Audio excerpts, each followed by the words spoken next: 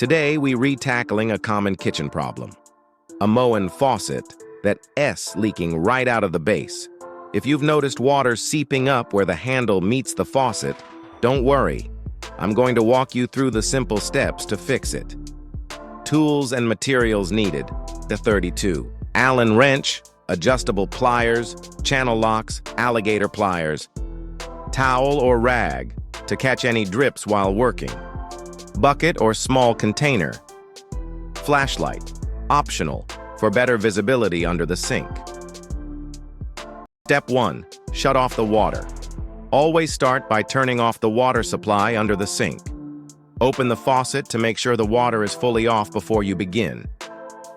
Step 2. Remove the handle. Grab a 332 Allen wrench and loosen the set screw on the handle. Once that's out, the handle slides right off. Step 3. Take off the cover. Next, remove the decorative cap that covers the cartridge area. Just slide it off with your fingers. Step 4. Inspect the retaining nut. Now you'll see the cartridge held in by a retaining nut.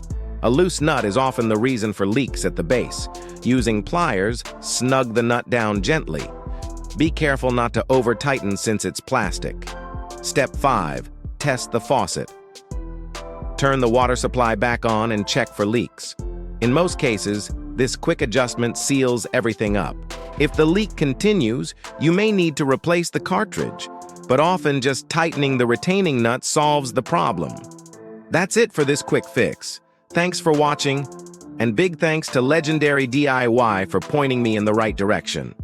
If you found this helpful, don't forget to like and subscribe for more DIY plumbing tips. See you next time.